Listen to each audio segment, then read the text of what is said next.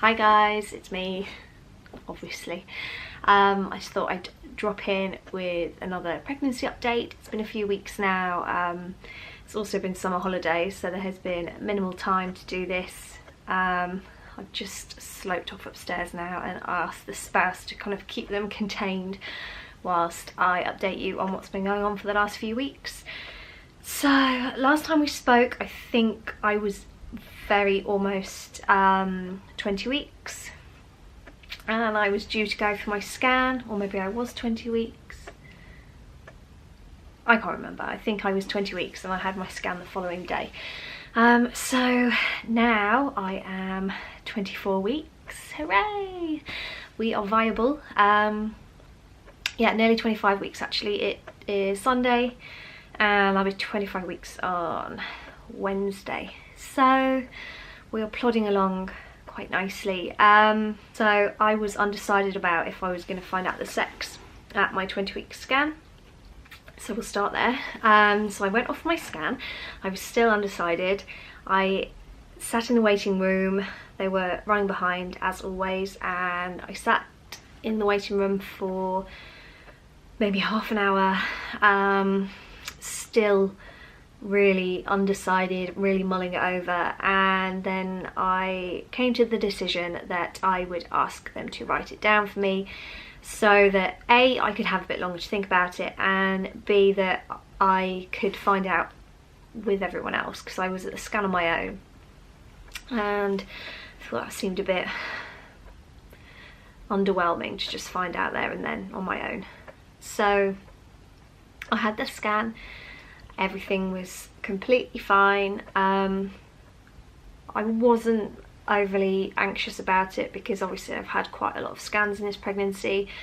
Although sitting in the waiting room, I wasn't feeling any movements and I was like, oh my god, something's wrong, something's wrong.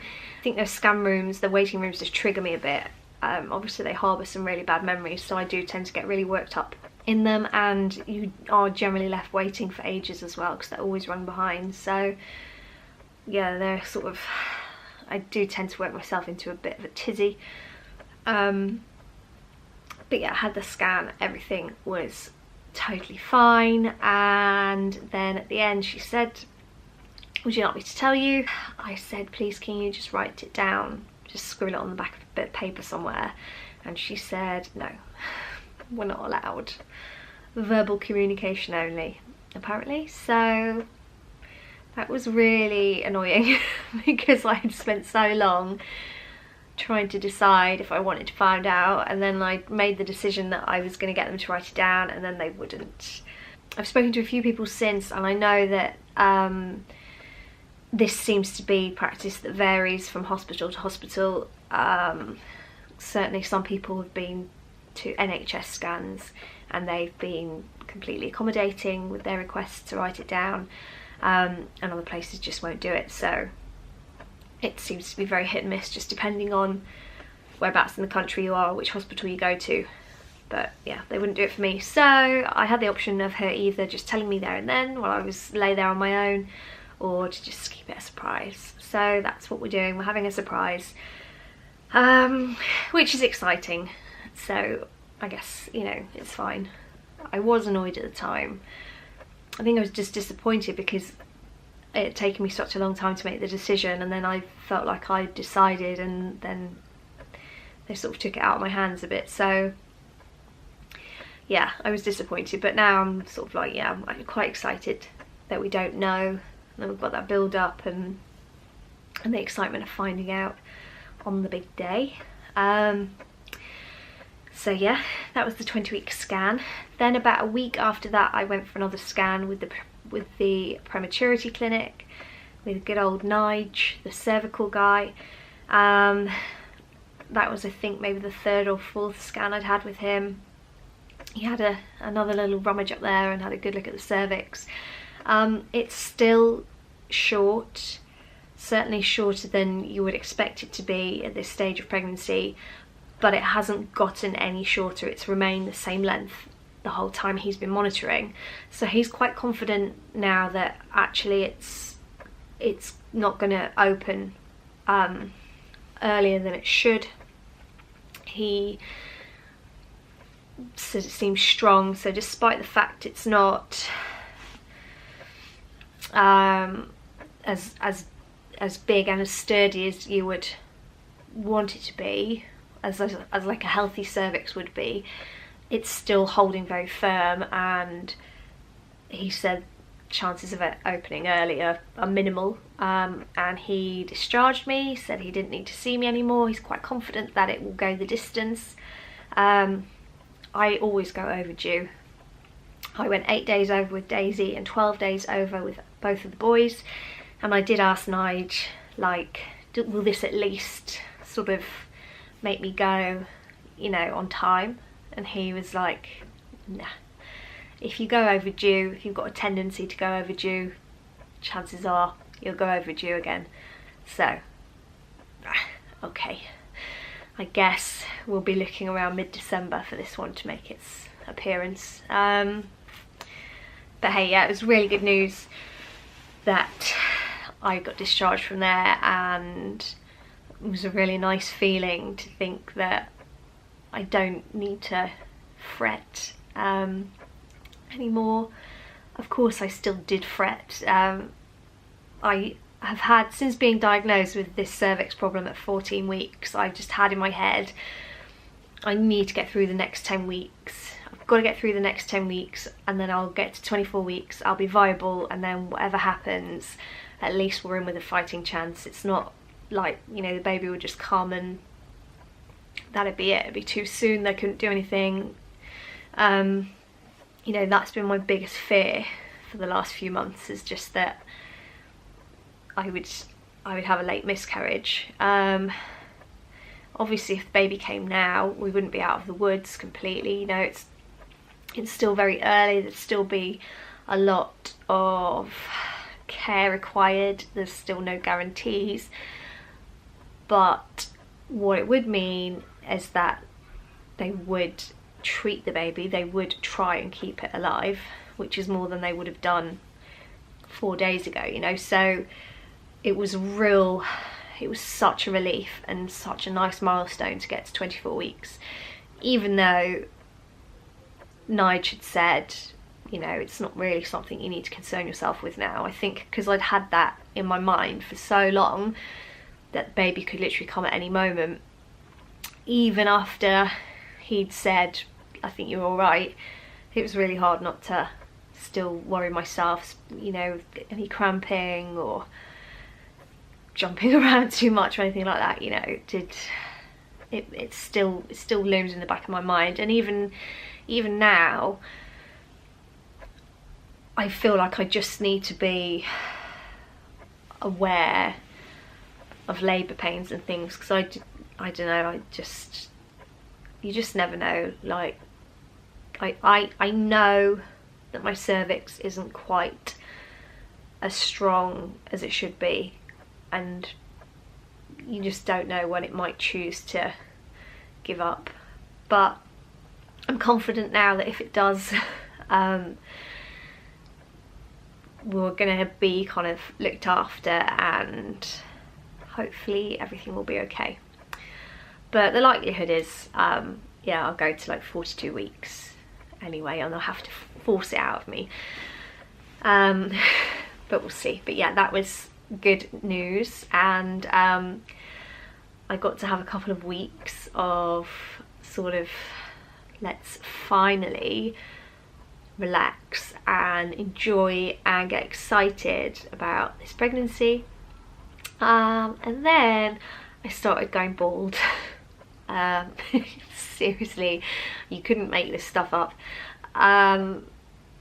So I had like a sore scalp. It was kind of like itchy and burny, and I just didn't really think anything of it. I just thought maybe I'd used a dodgy shampoo or something, I don't know. And then the spouse noticed that I had a bald patch, which is not ideal, not the sort of thing you would generally expect to find on your head at 30 years old, especially as a female. But yeah, there it was. So I went to the GP, who diagnosed me with alopecia. So that was a bit of a kick in the teeth. Now, the thing with alopecia is it's an autoimmune disease, and generally it's something you get and then it's something that you have for life, and you will just have flare-ups. So in very rare cases you can lose all of your hair, but generally it's just patches. I've got one patch, I'll show you in a minute, but I've got one patch, and the doctor said try not to panic, because obviously you're pregnant, so you've got all these hormones that are going to exacerbate it. You've had all this stress which is going to exacerbate it, and also your iron levels are what you'd expect to find in a corpse, so that hasn't helped. That can also contribute to hair loss. So yeah, I'm trying not to panic and think about worst case scenario, which would obviously be to go completely bald. And you know what, even if I do, it's not the end of the world. There are worse things that could happen. I'll just have to get myself a nice wig or something. But yeah, so she's put me on some high dose iron tablets, and I'm feeling significantly less stressed anyway now about everything, because I just feel like we're in a good place now, little 9 and I. And yeah, I just have to kind of hope that once baby's born and all my hormones sort of settle back to normal, that my hair will grow back. I have been losing more. I think it was a couple of weeks now since I've seen the GP, and I have lost more since then. My patch has got bigger, but it's not, you know, it's not coming out in big handfuls. So, and it's, you can see obviously at the moment, like, it's fairly easy to cover up. I always part on this side anyway, and the patch is over here, so it's not really evident at the moment. It's still something that I can hide. Let me see if I can show you without really messing my hair up. Yeah. Hold on.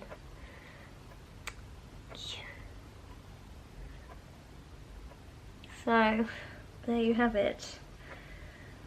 There's my little my bald noggin. Yeah, but I don't know, it was just more than anything, it was just like, seriously, another thing. Like, every time one thing you can sort of tick off and say, yep, that's, like, you don't fret about that anymore. Obviously got through the first 12 weeks, didn't miscarry, amazing news. Then get diagnosed with incompetent cervix, get through the next 10 weeks and not miscarry, yes, brilliant, amazing news. And then my hair starts falling out. So at least this isn't something that will affect the baby, just my own head. But yeah, hopefully it won't get much worse, and it will grow back at some point, fingers crossed. Anyway, I think that's probably it. So yeah, as I say, I'm almost 25 weeks now, feeling very excited and very relieved to be at viability. I'm mostly confident that baby won't arrive anytime soon anyway, but if they do, then I'm confident that we'll be given every chance we have to make sure baby's all right. Yeah, and just gotta keep up taking those iron tablets and try and keep my hair on my head. That's it. In terms of symptoms and stuff, I've been feeling okay. I actually was ill last week. That was a bit of a stomach bug, which was not particularly enjoyable. I was completely exhausted, and just put that down to the fact that I've got 3 children and I'm pregnant, but actually I think that might have been something to do with my very, very low iron levels. So I'm on these iron tablets. I can't say I've noticed a huge improvement in energy levels. Still pretty tired, and actually they've given me some pretty gross symptoms in other regards as well. I won't get into that, but not particularly fun. Had a bit of heartburn, the usual. But yeah, that's it. Other than that, I'm feeling good, feeling happy, feeling quietly confident, and just really hopeful that in about